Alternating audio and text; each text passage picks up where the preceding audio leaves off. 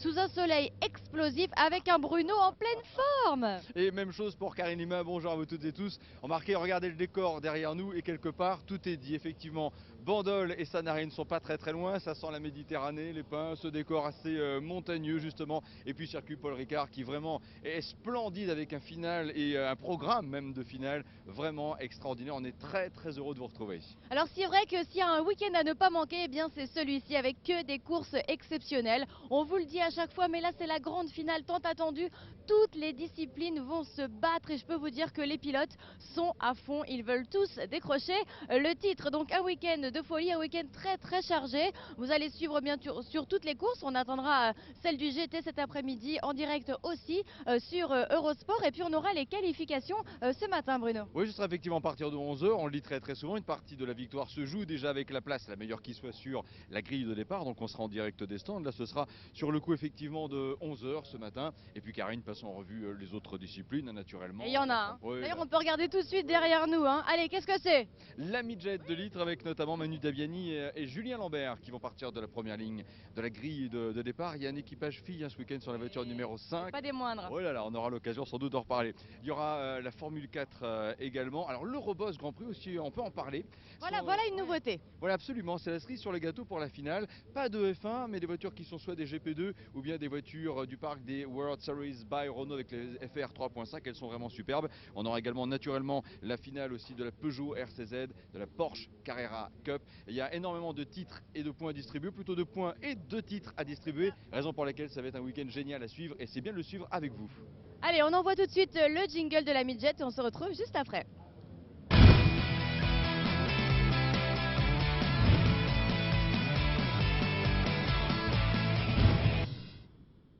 Allez, vous l'avez entendu, ça y est, les voitures derrière nous, vous les entendez aussi. La midget, c'est parti. C'est un domaine que connaît bien Bruno Van de Stick. Avec un plateau extra, on considère qu'il y a une quarantaine de voitures en fait pour cette finale. C'est manifestement le plateau le plus fort qui soit effectivement. Donc c'est Manu Damiani et Julien Lambert qui vont prendre justement la position de la grille de départ, en tout cas le départ depuis la première ligne. Je vais m'en sortir. Un petit peu plus de 200 chevaux, boîte séquentielle. C'est une voiture maxi plaisir, vraiment c'est ce qu'on va suivre. On y va, alors c'est parti, si vous êtes prêts pour ce week-end de folie, la grande finale du GT Tour. Il est quatrième la saison passée, aura du mal à récidiver dans cette performance. Maxime qui va piloter la 1. On retrouvera ensuite Willy Sarrazin. Willy, la numéro 3 engagée par le Muller Racing.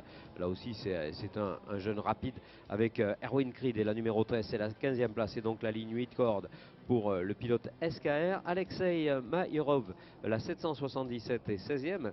Ligne numéro 9 maintenant avec Sébastien Pinot qui a devancé Erwan Biel. 19e position, Povilas Jankavicius avec la 197 Arctic Racing pour le pilote russe. Karim Kadoura s'élancera avec la numéro 7, il est 20e, Karim en couleur SKR. Même 92 qui a engagé cette voiture numéro 6 pour Jean-Philippe Grenier. On retrouve à 22e et ligne 11 toujours pour Edouard Herry pour J2F. Jordan Schmitter, on découvre ce pilote du Muller Racing avec la 23e position, pas mal du tout. Mais Raïl Makarovski partira avec la 111, 24e. On retrouve ensuite Morgan Weber pour la 25e position, la 26e pour Antonio Carisi, 27e place pour Oleg Chebotarev. Là aussi, c'est un pilote qu'on a découvert récemment avec la 133. Antoine Barton pour la 28e position du numéro 4, la 917 de Jean-Luc Plevry, la 30e position pour la 28 d'Axel Fischer. Hugo Martinet partira 31e, il a devancé Christian Schmitter. 33e position pour Maurice Dieu de Bellefontaine. Oh, quel beau nom pour le No Limit Racing. Yanislav Yarovoy partira quant à lui 34e, il a devancé Philippe Durst.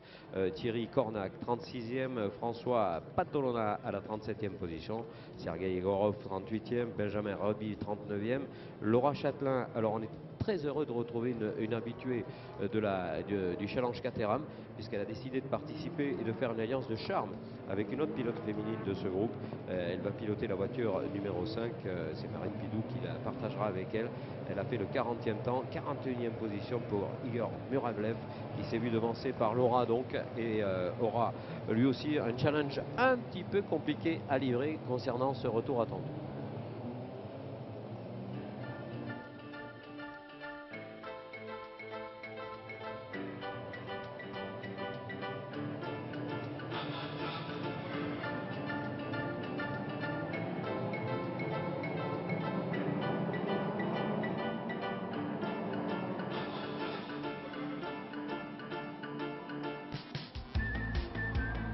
Attention, c'est parti mesdames et messieurs, départ, bon départ en tout cas de l'extérieur, ça me semble être bien parti pour Julien Lambert et la BM 92.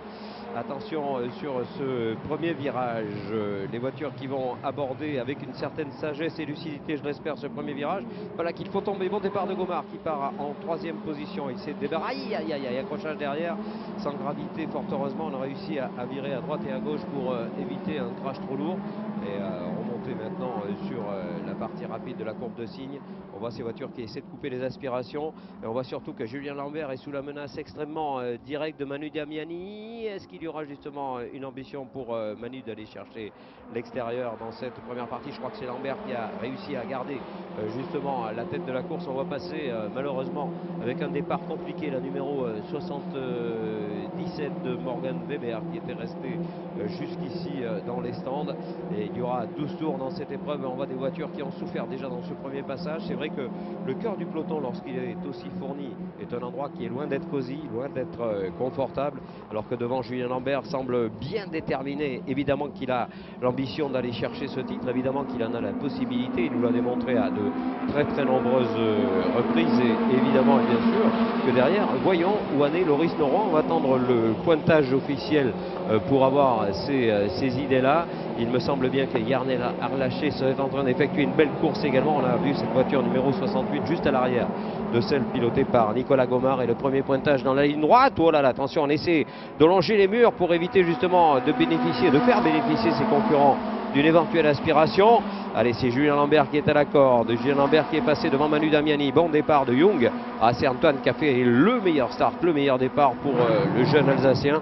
Nicolas Gomard est donc maintenant 4e. Il est coincé entre les deux pilotes de Muller Racing avec Arlaché derrière, avec également Capirou bien parti 6e, avec Georges à la 7e position, avec Palassin à la 8e place. Voilà un start comme on en rêve, c'est-à-dire sans trop de soucis, sans trop d'accrochage, et avec, regardez, cette bataille engagée. L'attaque de Young dans la ligne droite. Hop, on va reprendre l'aspiration bien sagement et essayer justement de se débarrasser de toute l'attaque. À cette fois elle devrait être payante. Young qui s'est glissé à la corde de Manu Damiani, et Young qui va passer à mon sens et peut-être même amener Nicolas Gomard avec lui. On va très vite avoir une idée là-dessus. Oui, c'est passé pour Young qui se retrouve en 2e position maintenant. Damiani qui a donc dû céder à cette attaque magique du tout jeune Alsacien, et le voici maintenant tout simplement en train de klaxonner pour aller chercher Lambert. Et Gomard qui contre-attaque Damiani également. C'est passé pour Nicolas Gomard. Nicolas Gomard en 3e position. Ah, ils sont bien là parce qu'on a vraiment un éclairage de la diversité des teams. Un BM 92 devant un AGS Stevens, et à l'avant bien entendu de ce qui est un engagement pour un autre pilote AGS Stevens, sous l'œil de Nicolas Gomard, lui aussi boss de cette catégorie. Arlaché qui attaque, il sait qu'il ne doit pas laisser partir Lambert. C'est hyper important parce que là on est en train de jouer le titre. On va longer les murs pour couper les aspis. Est-ce qu'il est capable d'aller chercher l'aspiration? Je pense que oui. Je pense que même depuis l'extérieur il peut y parvenir. On va savoir ça sur ce freinage. On aperçoit ce magnifique freinage opéré par Arlaché. Pour l'instant cela semble un petit peu délicat tout de même. On a aperçu également le numéro 32 de Juliette Palassin, auteur d'un très bon départ. Elle est tout simplement dans la bonne inspiration, celle de suivre la 78 de Georges. Une voiture, c'est la 53 qui passe par la pit lane également. Et on voit plutôt ce très beau passage d'Ansigne, et Lambert qui a pris un petit peu le large. Attention, il ne faudra pas lui laisser trop d'espace. Il va falloir essayer de garder le contact. Et comment va se comporter sa voiture, alors qu'on voit Georges à l'écran également dans la courbe de Signes qui est montée sur le vibreur. Et là évidemment on perd un tout petit peu d'espace, on a perdu un tout petit peu de temps, mais pas considérablement, puisqu'on a vu qu'il avait réussi à garder le cap de cette position qui est la sienne, c'est-à-dire la 7e.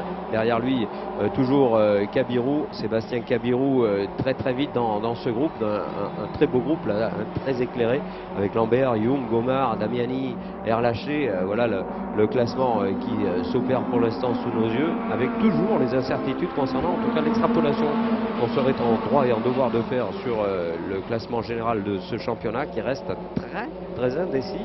On rappellera qu'il y a seulement 10 points d'écart entre Arlaché et Lambert à l'amorce de cette course. Autant dire que point par point, course par course, il va falloir également tenir compte des décomptes, c'est-à-dire voir à quel moment les pilotes ont eu les épreuves les plus délicates dans cette saison, et décompter les résultats les moins bons 4 pour ceux qui font toutes les courses, 2 pour ceux qui partagent leur volant. Alors on aura tendance à penser qu'évidemment le titre se jouera sur des pilotes qui sont monomontes. On le voit pour ce groupe-là, un groupe très compact, très homogène. On n'arrive pas à partir pour Lambert. Il peut y avoir des évolutions de comportement. Les Yokohama sont très stables dans leur performance, alors que des fumées s'échappent là-bas de la courbe de la grande tribune. Mais heureusement, en tout cas on le souhaite sans souci pour un pilote éventuellement contraint à ce freinage un petit peu tardif.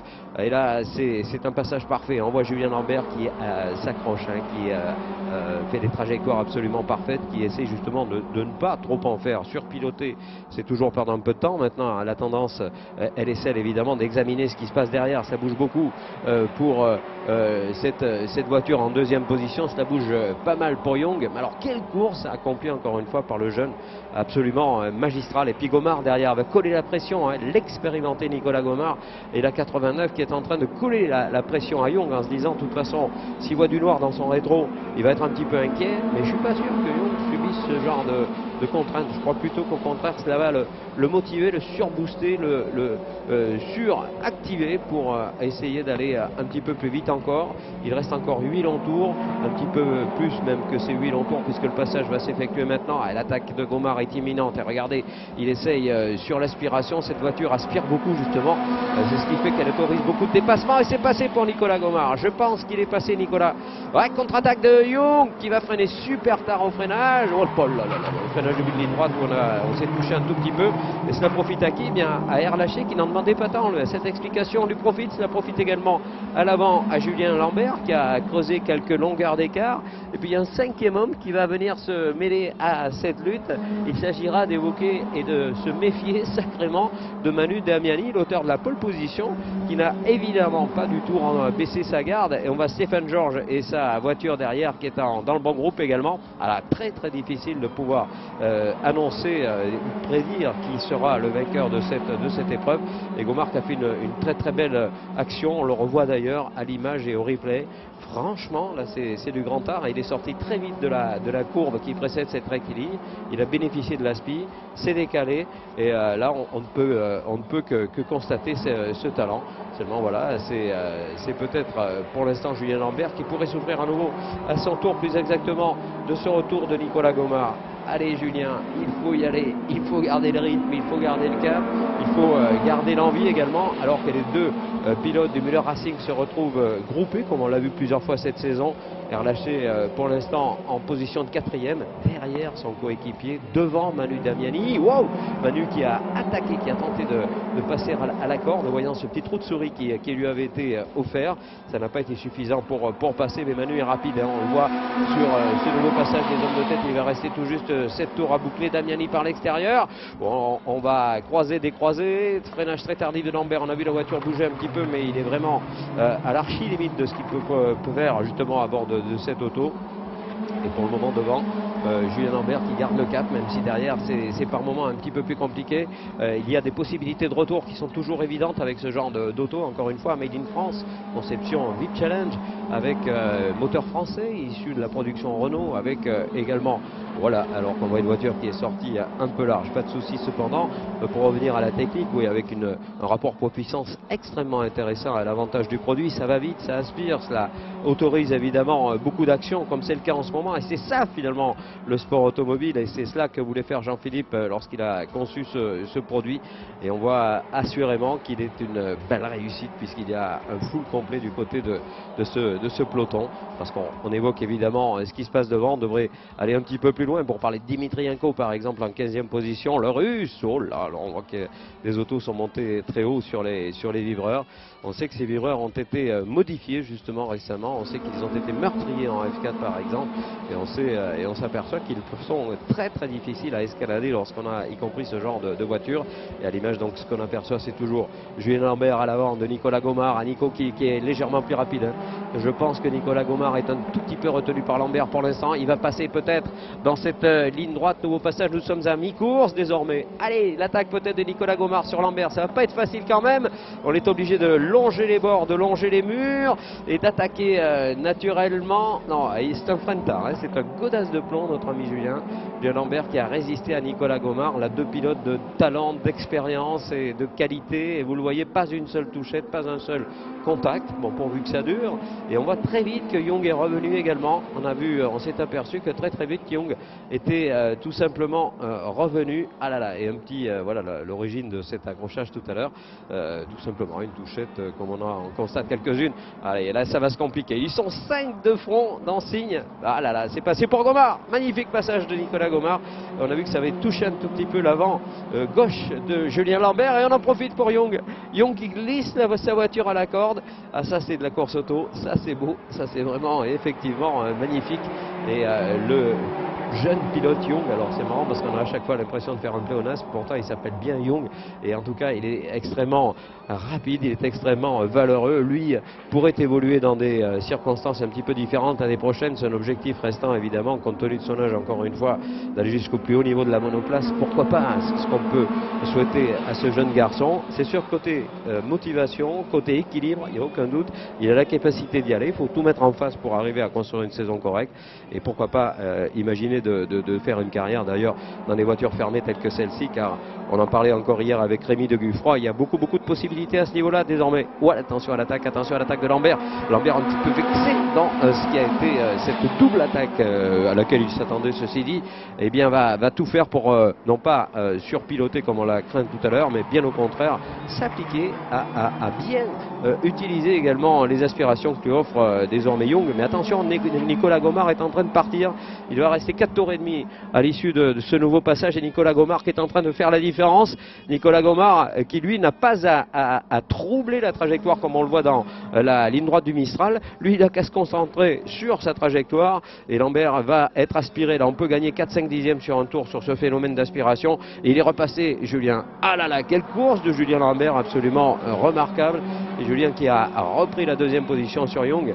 Attention à relâcher, attention à Damiani. Là, ce groupe-là est dissipé, mais extrêmement correct dans son attitude, dans son comportement. Et on l'aperçoit, Young a très envie de repartir à la guerre naturellement, pour essayer de, en tout cas, rester dans le rythme de Nicolas Gomard. Nicolas qui par endroits semble fléchir un tout petit peu, et par d'autres eh bien creuse un écart conséquent. Ça c'est les équilibres qui ne sont pas tous les mêmes selon les réglages des voitures, selon les aptitudes des pilotes à tel ou tel endroit. Ce tracé est compliqué. Ouais, l'attaque d'Erlaché, superbe attaque d'Erlaché sur Young. Il est passé magnifiquement, Yann. Allez Yann, on sait que c'est l'homme des fins de course, hein, souvent extrêmement rapide dans la fin de parcours, et là c'est peut-être la concurrence qui doit se faire du mouron, c'est peut-être la concurrence qu'il doit falloir regarder de près alors qu'une voiture rentre. Ah, je me demande s'il ne s'agit pas d'un des acteurs de tête justement qui serait contraint. Non, ça va, tout le monde est là apparemment, et on voit ces voitures qui arrivent toutes ensemble, hein. Allez, un gros paquet, on se regarde, on saute sur les freins le plus tard possible sans bloquer ses roues, et un petit attaque justement à cet endroit. Pour l'instant, tout le monde est là, semble-t-il, en tout cas dans le top 4, oui. Pas de souci pour Gomard qui s'achemine peut-être vers une victoire absolument splendide. Alors qu'on revoit les raisons de cette cabriole, là, tout simplement un vibreur un petit peu optimiste et un tête à queue, accélération, et ça repart, pas de souci. Ce circuit est extrêmement sécurisant. On voit Georges à l'arrière également, très belle course de Stéphane, hein, qui va marquer des très bons points dans cette épreuve. Puis on part avec cette dynamique, cette journée qui démarre pour le mieux pour ces pilotes-là. Un petit peu moins bien pour ceux qui évoluent évidemment un petit peu plus loin. On voit Carrière qui est pas mal, il est en 8e position, Palassé à la 9e place. C'est plutôt intéressant. Creed à la 10e ou 10e rang. Oh, la petite erreur je pense d'Erlaché, qui a accéléré un tout petit peu tôt, qui a failli perdre sa voiture, et heureusement il a repris le cap, mais j'ai envie de dire qu'il a perdu un petit peu le contact sur Julien Lambert. Ça va être très difficile du coup, alors que Nicolas Gomard, regardez, très appliqué, très équilibré, pas de souci. Il a douté à aucun moment de cette course qu'il était capable de l'emporter. Il est tout simplement en train d'éclairer de son talent l'ensemble de ce plateau très beau, on le répète. Il est qualitatif, il est quantitatif. Ça, en ce moment, c'est quelque chose de tellement rare qu'il faut absolument le souligner encore une fois. Allez, nouveau passage de Nicolas Gomard. Nouveau passage où là, attention de ne pas gêner évidemment les évolutions devant, car il y a un pilote retardataire, me semble-t-il, qui s'est glissé au milieu des animateurs de cette course. Voyons cela avec un petit peu plus de précision. Ouais, il s'agit d'un pilote moins rapide là qui va gêner un petit peu la course malheureusement. On va essayer de le passer par tous les moyens. Et malheureusement on aura perdu un peu de temps. Je pense même qu'il pourrait y avoir des changements dans l'attribution de cette troisième position. Pourquoi pas d'ailleurs à l'issue de ce passage au bout de la ligne droite. Ils sont trois de front là. Damiani côté gauche avec Erlaché, où il est passé Manu. Manu qui a été extrêmement intelligent. Et c'est Yann Erlaché qui est Antoine Young pardon, qui est à la position suivante. Antoine qui va essayer de décroiser, mais ça ne suffira pas. Et là on se chiffonne, donc on perd du temps. Et cela offre pratiquement la victoire. Ski de Nicolas Gomard qui évidemment de son suivant Julien Lambert. La réponse on l'aura dans un tour et demi. 2 tours et demi plus exactement, et on le voit Damiani qui s'est vu repasser par Erlaché dans une course absolument explosive.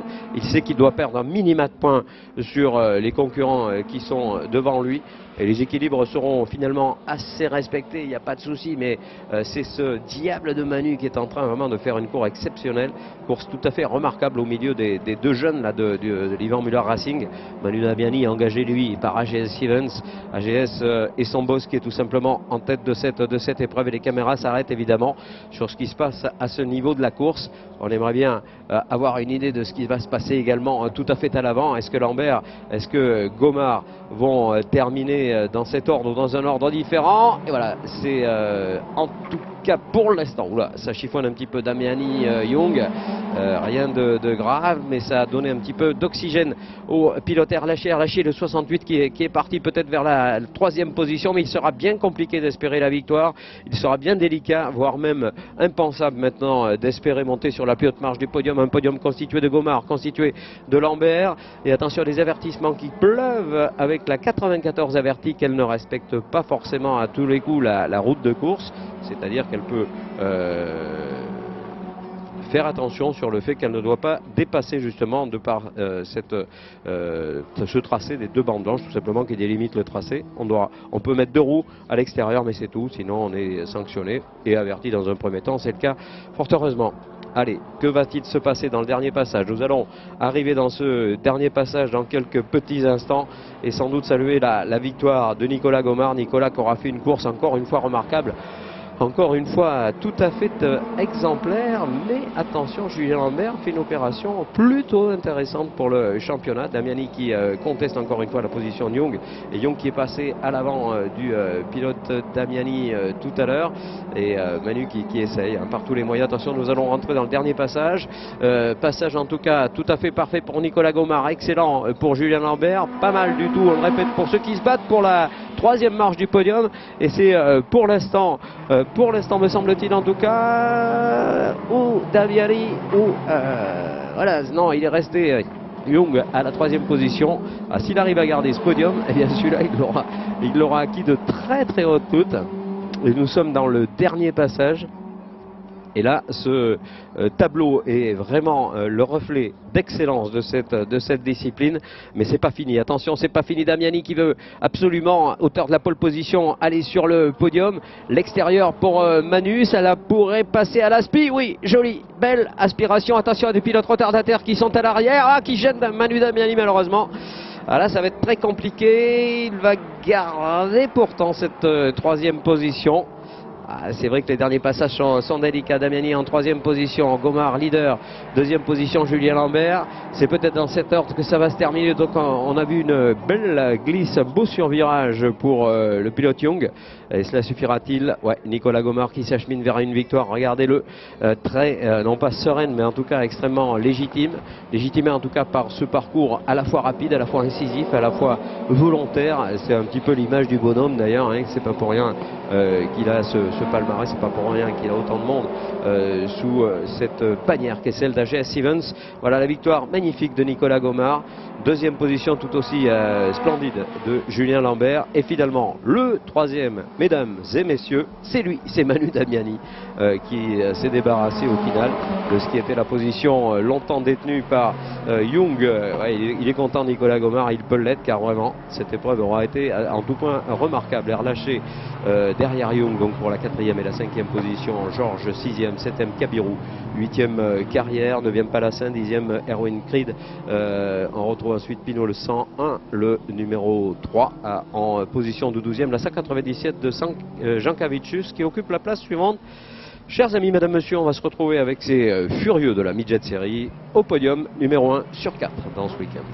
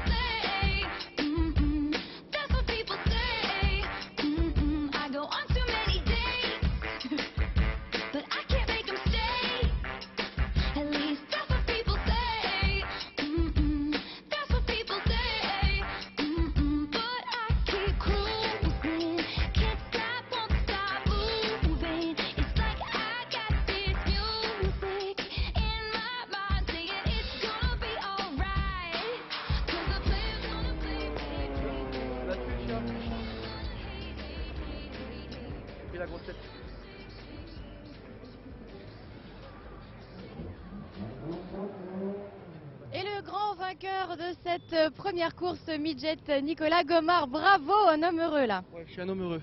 Un homme heureux, on a toujours fait des podiums au Castellet, j'ai jamais gagné au Castellet. Je me suis dit mais c'est pas possible le chat cette année. Non mais voilà, ça y est, c'est chose de faite. On a gagné au Castellet, non, je suis super content. Il reste des courses en plus. Il en reste 3, ouais, ça va être génial. Non, en plus le championnat n'est pas joué.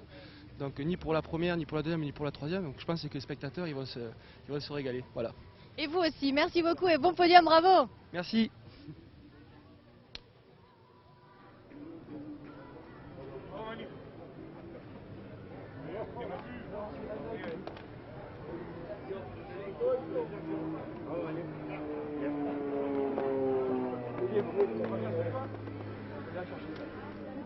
Et alors, et le semoule les coucouilles. Je suis content. Les gars, super. super. Manu, j'ai jamais vu une course de cas comme ça. À la télé, jamais. C'est vrai? Magnifique. J'ai jamais gagné au Castellet, moi je passe. Il attrape sur le feu rouge, après son chien qui a pété. Manu nous a fait. À l'accès au feu rouge, quand vous accélérez, Manu nous a fait la course. Manu nous a fait la course avec les coups. Non, ça c'est égal. Il est jaloux. Ah non, je suis pas jaloux, attends. C'est des gosses. Faut monter là.